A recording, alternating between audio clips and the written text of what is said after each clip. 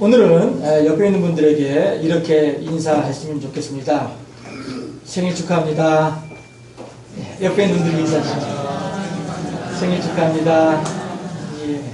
몇 살이에요?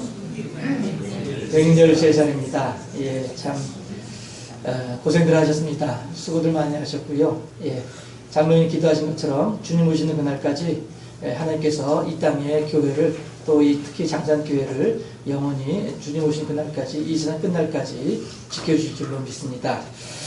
그리고 그 일을 위해서 더욱더 수고하고 힘쓰고 애쓰고 헌신하시는 우리 모두가 될 수 있기를 주님의 이름으로 축원합니다. 장로님 기도하신 내용처럼 많은 전부터 택정하신 우리 장산교회가 이제 딱 9월 20일 날짜도 똑같이 113주년이 되는 해입니다. 이용우라고 하는 분은 여기 외동중학교 졸업하신 분이시고요. 지금은 경기도 부천인가에 거주하시는 그런 어른이 계시는데 그분 할머니 때부터 우리 교회에 이제 출석하셨던 분이고요. 그분의 주장하시는 바로는 1905년도에 세워졌다 이렇게 주장을 하고 계시기도 하는데 정확한 내용은 서로 간에 아닌 것 같고 우리가 기존에 가지고 있는 1902년도 9월 20일이라고 하는 내용이 더 정확하지 않겠나 하는 생각을 한 번 더 해보게 됩니다. 어쨌든 땅끝까지 이르러 나의 증인이 될 것이다 라고 하시는 예수님의 말씀을 따라서 이 땅에 교회가 새롭게 세워지는 것은 결코 새삼스러울 것은 없습니다. 그렇지만 그럼에도 불구하고 우리가 이 날을 특별히 즐거워하고 기념하는 이유는 우리가 속해 있는 우리가 하나님의 말씀을 듣고 우리가 성도의 교제를 나누고 우리가 한 울타리 안에서 한 지체가 되어져 있는 우리 무리가 속해 있는 교회에 세워진 날이기 때문에 우리들로서는 특별히 더 기쁘고 감사한 날이 되는 것이죠. 왜냐하면 하나님의 말씀의 샘물이 이 곳에서 이제 시작되어지는 그 날이 오늘이기 때문에 그렇다라고 하는 것이고요. 또한 그 말씀의 불모지, 신앙의 불모지였던 이곳에 하나님의 말씀이 본격적으로 어둠의 빛이 비치를 하시는 하나님의 빛이 약속하시는 빛이 드디어 빛이었도다라고 하는 이사야의 말씀을 마태가 또다시 인용해서 선포하고 있는 것처럼 우리들의 이 심령 속에도 이 지역에도 하나님의 말씀의 빛이 비추어지는 것처럼 우리들의 심령에도 하나님의 성령의 빛이 비추어진 날이기 때문에 특별히 우리들은 또한 기뻐하고 즐거워할 수 있겠다 하는 것입니다. 그랬을 때에 우리가 오늘을 생각을 하면서 어떻게 하면 보다 더 하나님의 그 빛이 있으라 말씀하시던 그 태초의 빛의 사명을 우리가 더욱더 잘 감당할 수 있을 것인지에 대한 그런 책임의식을 한 번 더 느끼는 것 또한 교회 창립 기념주의를 맞아서 아주 의미 있는 시간이 아니겠는가 하는 생각을 한 번 더 해보게 됩니다. 그랬을 때에 저는 이 설교를 준비하면서 어떤 것을 생각을 했냐 하면 여리고성을 생각을 했습니다. 여리고성이 무너졌지요. 이스라엘 백성들이 하루에 한 번씩 일곱째 날에는 7바퀴를 돌면서 그렇게 총 이제 13바퀴를 돌았죠. 13바퀴를 돌고 난 뒤에 무너져라 하고 외치니까 성이 무너지고 말았습니다. 그렇게 하고 난 뒤에 3000년이 넘는 수천 년의 세월이 흐르고 난 뒤에 1868년도에 고고학자들이 성경의 지명을 따라서 여리고성을 유적을 발굴을 하기 시작을 했어요. 1868년도에 발굴하기 위해서 여기가 여리고성의 자리다 라고 했을 때에 그곳은 이렇게 야트막한 언덕이었었어요. 완전히 흙으로 뒤덮여져 있는 야트막한 언덕이었을 뿐입니다. 어느 누구도 여기가 여리고성이 있는 자리다 라고 이야기를 했을 때에 어느 누구도 그 사실에 대해서 믿지는 못했습니다. 하지만 1936년도부터 해가지고 유물이 발견이 되기 시작하면서 점차 약 100여 년에 걸쳐서 발굴은 계속 지속되었습니다. 그리고 1999년도에 브라이언트 우드라고 하는 교수가 100년 동안의 여리고성 발견의 역사, 그러니까 발견의 과정을 논문으로 발표를 한 게 있습니다. 학술지. 그 논문의 내용을 보게 되면은요, 우선 첫 번째 여리고 유적의 첫 번째 그 흔적이 드러나지게 된 것은 땅을 1m를 파내려갔을 때였다고 합니다. 땅을 1m를 파내려고 나니 한 이 정도 되겠죠. 예. 1m를 파내려고 나니까 겨우 이제 여리고성의 유적의 한 부분을 발견할 수 있겠다라고 한 것입니다. 하고 다 완전히 이제 여리고 유적을 완전히 다 이제 드러내놓고 보니까 어떻게 돼 있었느냐 하면 그 여리고성의 그 윤곽이 드러나지게 된 것이죠. 했을 때에 여리고성은 내벽과 외벽으로 이루어져 있었더랍니다. 그러니까 벽을 두 개의 성벽을 쌓아 올린 것이죠. 예. 하고 외벽 같은 경우에는요 5m의 높이의 기초 성벽 밑에 기초를 하는데 그 기초를 5m를 하더라 하는 것이죠. 어느 분이 집을 짓는 걸 보니까 밑에 저기 그 습기하고 뭐 이런 거 이제 다 이제 막겠다라고 하면서 방의 기초를 쌓는데도 한 1m 가까이 이제 기초를 하는 것을 본 적이 있었습니다만은, 예. 지금 성벽의 기초를 5m를 했다는 것입니다. 그렇게 한 뒤에 그 위에 그 5m 기초 성벽 위에다가 2m의 폭하고 7m의 높이로 성벽을 쌓아 올린 거예요. 예. 그러니까 기초벽 5m에다가 7m를 더 올린 거죠. 그러니까 총 12m짜리의 성벽의 높이가 되는 것입니다. 웬만한 사람 6명, 7명 예, 정도 아마 6명 정도, 7명 정도 사람의 키 높이의 높은 성벽을 쌓게 되었던 것이죠. 그리고 그 외벽은 다 진흙 벽돌로 이제 만들어져 있었습니다. 하고 내벽이 또 있는데 그 내벽 같은 경우에는 지상에서 14m 정도의 뚝을 쌓고 그 뚝 위에다가 다시 또 이제 그 내성벽에 이제 쌓아 올렸던 이런 이제 구조로 되어 있었던 것입니다. 그러니까 성벽 위에서 마차 두 대가 서로 교행할 수 있었더라라고 하는 말이 맞는 말이 되는 것이죠. 그런데 이만큼의 높이의 성벽임에도 불구하고 수천 년의 세월이 흐르면서 모래 흙에 쌓이고 덮여가지고 나중에 1868년도에 이곳이다라고 장소 위치를 지정을 했을 때에는 어느 누구도 이게 단지 그냥 모래 언덕일 뿐이지 여기에 무슨 유적이 있겠느냐라고 생각할 정도였다 하는 것이죠. 브라이언트 우드 박사의 논문에서는요 두 가지 사실을 우리가 주목을 할 필요가 있을 것 같습니다. 첫 번째는 곡식 항아리가 발견이 됐어요. 불탄 곡식 항아리가 발견이 됐어요. 그 다음에 성벽에 14m 높이인 것을 어떻게 알 수 있겠어요? 한쪽에 무너지지 않고 그대로 보존되어 있는 성벽이 있었던 거예요. 자, 이 두 가지 사실을 주목해야 될 이유가 있는데 뭐냐 하면요. 이스라엘 백성들이 여호수아 장군과 더불어서 여리고성을 침공하던 그때에는 어떠한 때였느냐 하면 이스라엘 백성들이 요단강을 건너가면서부터 하늘의 만나가 중지됐어요. 그리고 이제 이스라엘 백성들은 이 땅에서 나는 양식을 먹으면서 살아야 될 그러한 형편이었단 말씀이에요. 그러면 이스라엘 백성들이 평상시에 농사를 지었던가 아니었잖아요. 어느 날 갑자기 만나는 끊어졌고 이제 내가 그날치의 양식을 그날 구해서 먹어야 될 그런 상황이란 말씀이 있죠. 60만이 넘는 사람들이 남자만 20세부터 60세까지 성인 남자만 60만이 넘는 사람들이 그러면 보통 곱하기 3 내지 곱하기 4를 한단 말씀이에요. 그러면은 6, 4, 24, 240만의 이 거대 이 사람들이 움직이면서 자기가 먹을 양식을 자기가 구해야만 하는 이런 상황이었단 말씀이에요. 그럼에도 불구하고 여리고성을 무너뜨리고 난 뒤에 그 곡식을 취하지 아니하고 그 곡식을 챙기지 않고 그냥 태워버렸다는 것이죠. 이 사실 한 가지 우리가 주목할 필요가 있고요. 그 다음 14m 높이의 성벽이 무너지지 않고 그냥 보존되어 있었더라. 다른 성벽들은 쫙 무너져가면서도 한쪽에 있던 벽은 무너지지 않고 있더라 라고 하는 사실입니다. 무슨 얘기냐 하면 라합의 집이 바로 성벽 위에 있었죠. 하나님께서는 라합의 집에 붉은 줄을 들이우라. 그러면 내가 그 집에 있는 사람들은 어떠한 사람이든지 해를 당하지 않도록 하겠다.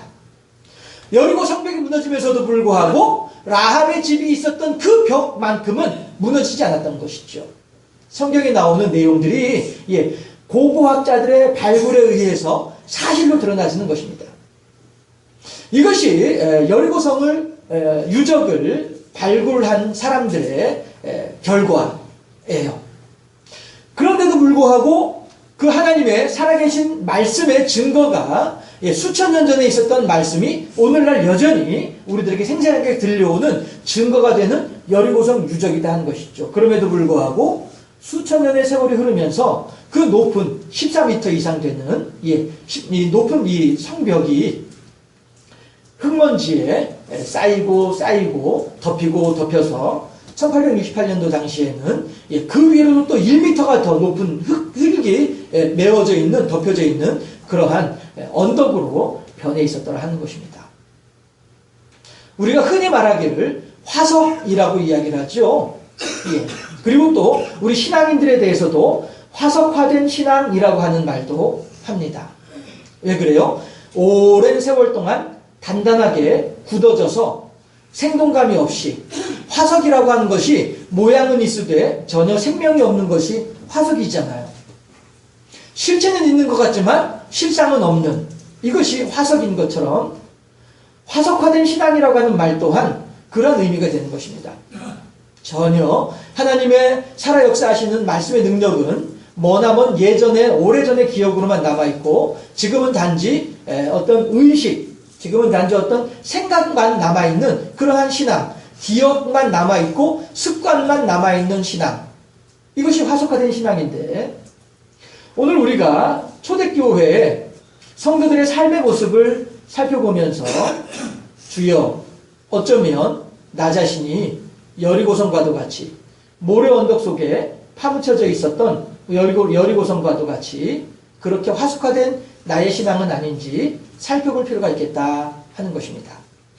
했을 때에 하나님께서는 어저께나 여리고성의 모습을 다시 한번 우리가 오늘 살펴보면서 불탄 곡식과 남아있는 성벽의 모습을 보면서 어저께나 오늘이나 여전히 동일하신 하나님이신 것을 다시 한번 생각해 보게 되는데, 그 하나님께서는 113년 전 이 지역의 교회를 필요로 하셨고, 이제는 자세히 알 수도 없는 온갖 풍상을 겪으면서, 온갖 환난을 겪으면서, 이 용우라고 하는 어른도 당신의 할머니가 신앙생활 하셨던 것에 대해서 간략하게 일화를 소개를 하고 있더라고요. 그런데 무엇이라고 하느냐 하면, 그 할머니의 남편 되시는, 그러니까 이용우 어른의 이제 할아버지시겠죠. 이 할아버지가 그러면 당신은 교회를 출석하도록 하라. 그러나 나는 교회 출석하라고 요구하지 말아라. 이것을 약조를 하고서 그렇게 하고서 신앙생활을 하게 됐더라. 이런 얘기를, 일화를 전해주고 있습니다. 사실 그 당시에 꼭 이 장산교회뿐 아니니까 이 말방 마을뿐 아니라도 어느 지역이든지 간에 그런 그 핍박, 또 고난, 이런 것들은 얼마든지 예상할 수 있는 것이지요. 그리고 작년도 교회 창립 때에도, 재작년도 교회 창립 때에도 함께 생각을 해봤습니다만은, 우리 교회 그 송 장로님이라고 하는 분은 신사참배 거부하심으로 말미암아서 징역살이도 몇십일 징역살이도 하고 오시기도 하고 그랬던 역사들도 당해롭게 보이기도 하고 말이죠. 어쨌든 우리들은 지금은 기억도 할 수 없는 그러한 온갖 어려움들, 고난들, 환난들을 겪으면서도 그 어른들은, 그 신앙의 선배들은 꿋꿋하게 그리고 강건하게 이 장산교회를 지켜오셨더라라고 하는 것이죠. 그래서 결국 오늘까지 이르게 된 것인데, 그렇다면 그때 113년 전에 이 지역의 교회를 필요로 하셨던 하나님의 그 뜻은 과연 오늘은 이 지역의 교회가 필요 없는 하나님의 뜻이 바뀌었느냐? 아니라는 것이죠. 하나님의 뜻은 수천 년 전에 여리고성을 통하여서도 여전히 동일하게 우리들에게 전달되고 있고요. 113년 전 9월 20일과 오늘 2015년 9월 20일과 동일하게 하나님께서 우리들에게 이 세상의 빛이 되고 이 세상의 소금이 되고 하나님의 진리의 등대가 되라라고 하시는 하나님의 뜻은 여전하신 줄로 믿습니다. 그렇다면 우리들은 과연 오늘 내가 초대교인들의 신앙의 모습을 살펴보면서 나는 여리고성과도 같은 화석화된 신앙인가 아니면은 초대교회 성도들과 같은 살아 역사하는 약동하는 하나님의 말씀을 중심으로 하는 신앙인인가를 살펴볼 수 있기를 바랍니다. 왜냐하면 우리들에게 있어서는요 여리고성과도 같은 그러한 세월의 덮개가 얼마든지 덮일 가능성이 충분한 사람들이 우리들이기 때문에 그렇습니다. 함께 성경을 찾아서 합독해 보도록 하겠습니다. 에베소 6장 1절이에요. 에베소서 6장 1절.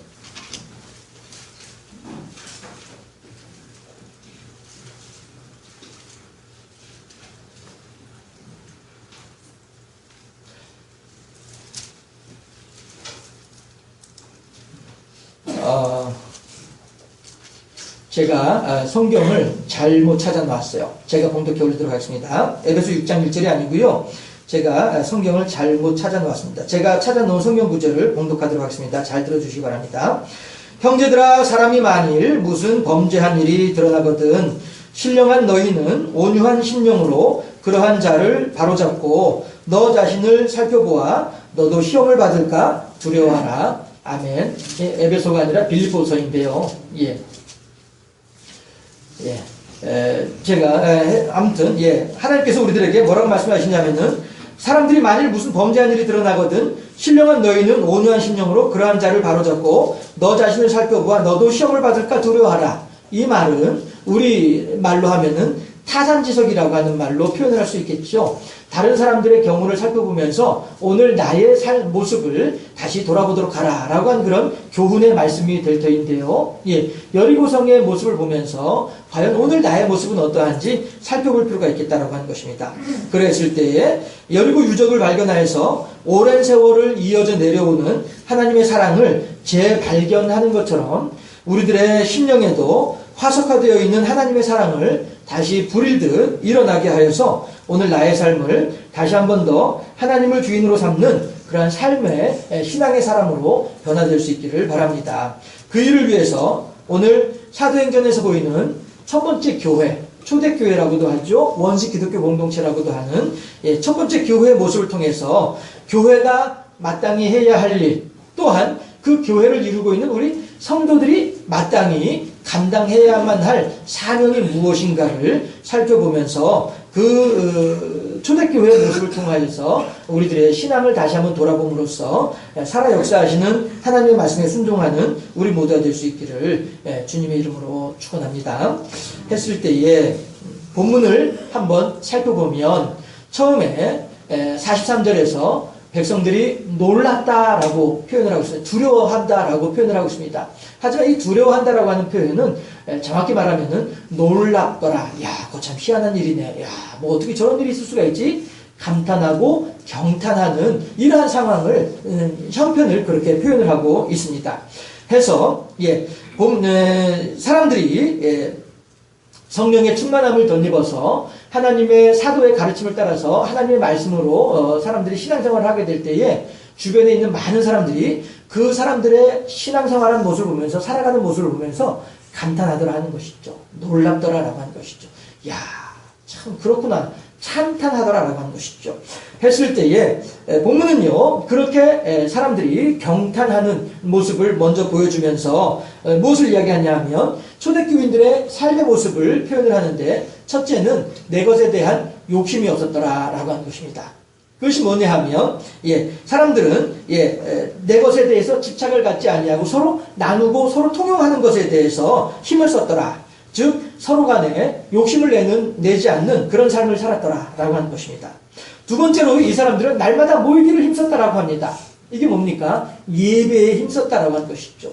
예배 드린 것을 기뻐하고 하나님의 이름을 찬양한 것을 즐거워했더라라고 하는 그런 의미가 되는 것입니다.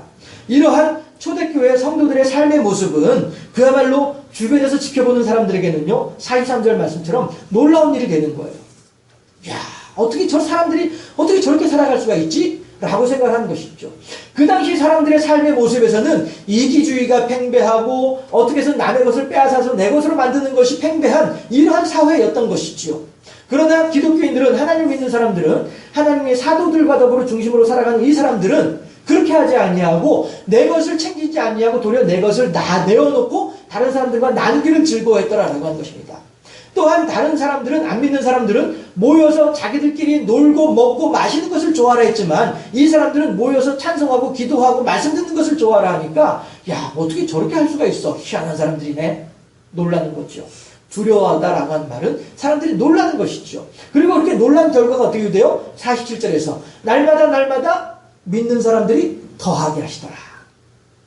결국 초대교회 성도들의 사도를 중심으로 욕심 없는 삶을 살아가며 예배 중심의 삶을 살아가고 하다 보니까 더욱더 주변의 많은 사람들로 하여금 하나님께로 돌아오게 하는 그러한 역사를 감당하더라라고 하는 것입니다. 이것이 사도행전에서 전하는 초대교회 성도들의 삶의 모습이었던 것입니다.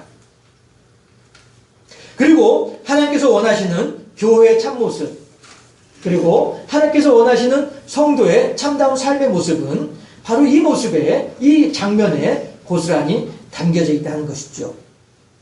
욕심이라고 하는 것은 하나님의 돌봐주심에 대한 불신앙에서부터 시작되어집니다.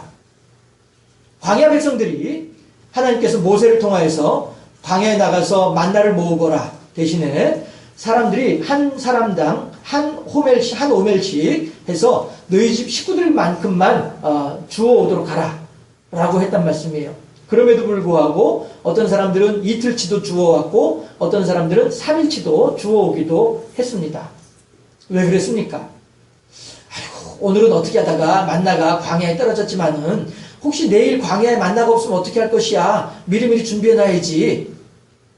딴에는 지혜롭게 요령있게 잘 사는 것처럼 여겨질 수 있겠습니다만은 그것이 세상 살아가는 요령이다라고 생각할 수도 있겠습니다만은 이것이 가장으로서 가족들을 책임지는 책임감이다라고 생각할 수도 있겠습니다만은 도리어 우리들은 그 속에서 하나님께서 무엇이라고 말씀을 하십니까? 남아있는 만나들에 대해서는 썩은 냄새가 나게 하고 벌레가 먹게 해서 결코 먹을 수 없는 쓰레기가 되어져 버리고 그러한 것으로 바꿔버리고 마시잖아요. 왜 그렇습니까? 하나님의 역사하심에 대한 하나님의 인도하심에 대한 불신앙 때문이라는 것이죠. 만나가 광야에 떨어진 것에 대해서 사람이 수고한 것이 하나라도 있다고 한다면 사람들은 하나님을 향해서 주장할 것이 있을 것입니다. 그렇지만 전혀 사람들은 수고한 것이 없이 사람들은 그저 손 들고 나갔다 들어온 것밖에 없단 말씀이에요. 하나님께서 알아서 광야에 만나를 아침에 이슬 내리듯이 내려주신데도 불구하고 그 하나님의 능력을 믿지 못하다 보니까 이틀치 3일치 갖다 재워놓는 것이다 말이죠. 욕심이란 무엇이라고요? 하나님에 대한 불신앙의 결과이더라 하는 것입니다. 초대교회 사람들은 결코 하나님에 대한 불신앙에 젖어 있지 아니하였고 내 것을 내 것으로 주장하지 아니하며 함께 통용함으로써 모든 것이 주님께로부터 왔고 따라서 모든 것이 주님께로 돌려질 것이며 또한 주님께서 우리들에게 공급해 주실 것입니다에 대한 분명한 신앙을 가지고 있었던 사람들이 초대교인들이었다고 하는 것입니다. 따라서 이제 우리들은 여리고 유적에서 불탄 곡식이 그대로 남아있었던 것처럼 우리들의 곡식을 우리가 챙겨서 먹어야 될 상황이 되었음에도 불구하고 이스라엘 백성들은 여리고성을 하나도 남김없이 다 불태우라고 하신 하나님의 말씀을 따라서 그 곡식들을 아까워하지 않고 태워버리고 말더라는 것입니다. 이것이 진정한 의미의 신앙 고백이라는 것이죠. 우리 하나님의 사랑하신 장성교회 성도 여러분들 마찬가지로 욕심 있는 삶이 아니라 하나님을 믿는 믿음 가운데에서 모든 것을 하나님께 믿고 내어 맡길 수 있는 하나님을 신뢰할 수 있는 그런 복된 삶을 살아가는 우리 모두가 되어줄 수 있기를 주님의 이름으로 축원합니다. 두 번째로 성도의 삶은 예배 중심의 삶이었다라고 하는 것을 우리가 다시 한번 생각해 볼 필요가 있을 것입니다. 그렇습니다. 지구가 태양을 중심으로 돌 때에 그 태양계가 안전할 수 있죠. 안정감을 찾을 수가 있죠. 마찬가지로 사람은 가정을 중심으로 생활할 때에 그 가정이 평안할 수가 있습니다. 성도들은 하나님을 중심으로 살아갈 때 그 삶이 평안할 수가 있다는 것이죠. 사형리 여러분들 잘 알고 계시잖아요. 어째서 우리들의 삶이 이렇게 규모가 없이 어째서 우리들의 삶이 이렇게 우왕좌왕할 수밖에 없는가? 내 인생의 왕좌에 내가 앉아서 내 인생을 내가 주장하려고 하다 보니까 내가 운전하려고 하다 보니까 그 운전이 제대로 되어지지 않더라 하는 것이죠. 그러나 내 인생의 왕좌에 내가 아닌 하나님을 앉혀놓게 되면 그리고 하나님께서 알아서 운전하시고요. 하나님께서 알아서 인도해 주세요라고 하게 되면 하나님의 뜻을 따라서 나의 모든 삶이 그렇게 규모 있고 질서 있고 균형 잡힌 삶이 될 텐데 말이죠. 라합이라고 하는 사람은 그렇게 하나님 중심으로 살았던 사람이었더라 하는 것입니다. 해서 여리고성의 모든 사람들이 다 불에 타고 여리고성의 모든 것들이 다 불에 타면서 모든 사람들이 다 고통을 당할 때 라합과 그의 집 안에 있었던 사람들은 안전할 수 있었더라. 왜 그렇습니까? 상처나지에 하나님을 중심으로 하는 삶을 살았기 때문이더라 하는 것입니다. 여리고성 유적에 남아있는 성벽이 그것을 우리들에게 웅변하고 있습니다. 우리 또한 그렇게 하나님 중심의 삶을 살아감으로써 내 욕심을 따라 살아가는 삶이 아니라 내 계획을 따라 살아가는 삶이 아니라 하나님을 신뢰하면서 하나님께서 원하신 바가 무엇인지를 헤아려서 하나님 중심의 삶을 살아감으로 말미암아서 하나님을 기쁘시게 하고 주변 사람들에게 오늘 본문 47절 말씀처럼 말이죠.